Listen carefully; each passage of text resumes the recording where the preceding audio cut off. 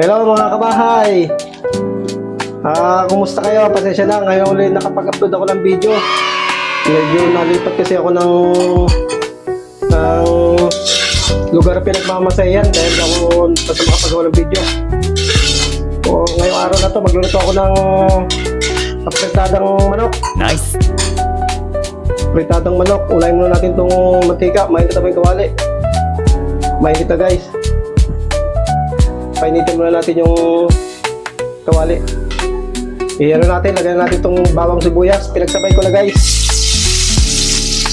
Hindi na maraming arte-arte pa. Ayan, tapos na sa video.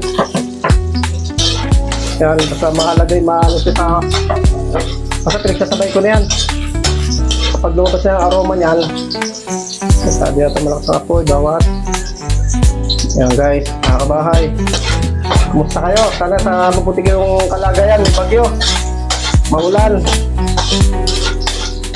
Yan, kutsa-kutsa na natin mga kabahay para yung hindi masunog yung ano kagad, bawang.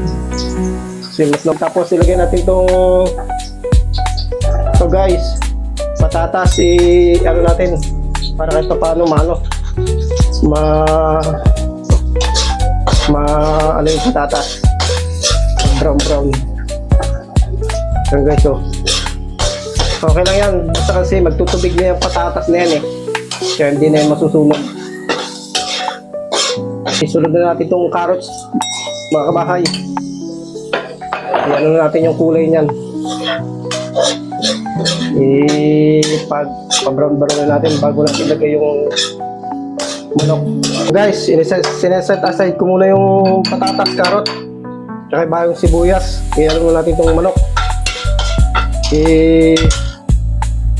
Prituhin. Hindi naman prituhin, basta medyo ano lang sa mantika.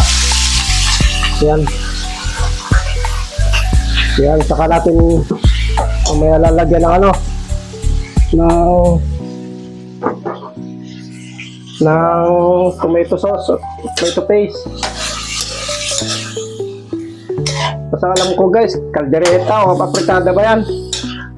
Basta kayo na kung matubig guys, kaya kailangan natin paano siya patuyuin matubig inano ko na to sa tray matubig pa rin. Kaya ano na natin yan, patutuyo-tuyuin. So guys, medyo tuyo na yung ating manok. Kumulo na sa sarili niyang tubig. Lagyan na natin ng mga tomato paste.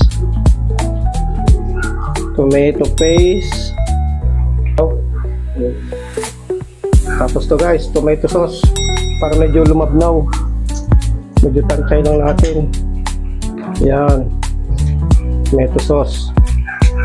Tatansyahin nyo lang kung gaano kadami ang gusto nyo kapag lalagyan natin ng konting tubig. Mga tubig. Hindi ko na pinatuyan ng gusto kasi magtutubig din naman yan lalagyan din naman ng tubig pagka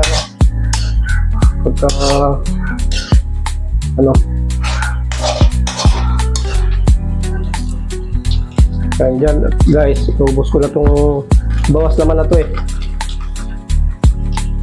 bawas na yan, kaya sinisimot ko na. Dandahan natin ang apoy konti. Yan guys, mga kabahay, ito na ating yan guys, nalaglag yung aking mic. Yan, tapos kuha tayo ng ice asin, mga kabahay. Tansyahin muna natin, mamaya umalat. Naku, yari tayo nito sa bato. Okay. Palakas ang apoy. Medyo maano yung apoy, maalo. Bangyan natin.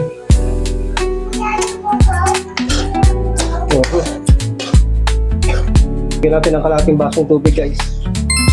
Kunting para lang. Tapos bechin. Baka maparami. Bechin ba to? Yan, kalatan natin guys. Yan. Haluin natin at nasa gilid. Yan guys. Hindi ko kayo tinuturo magluto guys ha. Pinapakita ko lang sa inyo na ang mga vlog, mga visually ang mga katulad namin marunong gumawa sa bahay, magluto. Pero meron din naman talagang taong hindi marunong magluto. Lalo yung mga babae rin na mga bagong asawa, kailangan mag-aral magluto pag nag-asawa. So guys, ilagyan natin itong bell paper. Oh, yes. Lagyan natin yung bell paper para sabay na sa pagkulo. Pati itong patatas kanina tsaka karot. Saka yung sibuyas na pinalo natin. Tosta. Yan. Sama-sama sila dyan.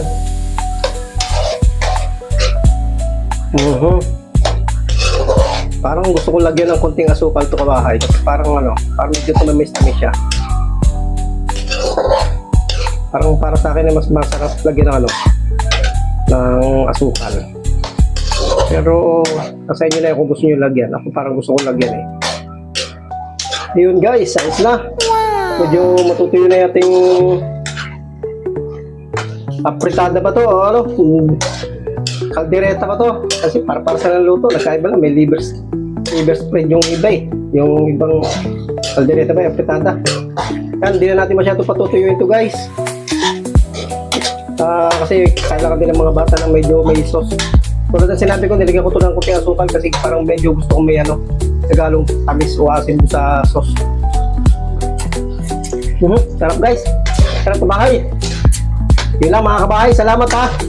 Sana ma-expert kayo sa mga katulad ng mga blind na marunong gumawa sa bahay. Magluto kung anong naming ulam. Huwag po kalimutan i-share, mag-like at mag-subscribe po para medyo dumami ang ating followers at taga-suporta. Salamat!